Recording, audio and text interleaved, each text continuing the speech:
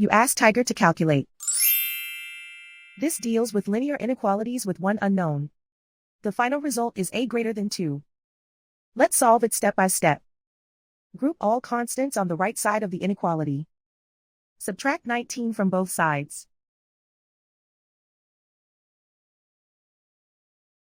Simplify the arithmetic.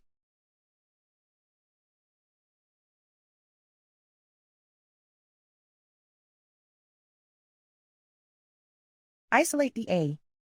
Multiply both sides by 2.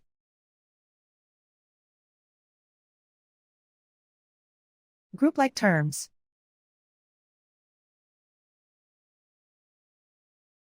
Multiply the coefficients.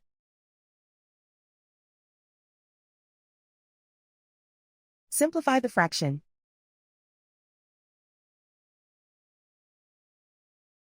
Remove the ones.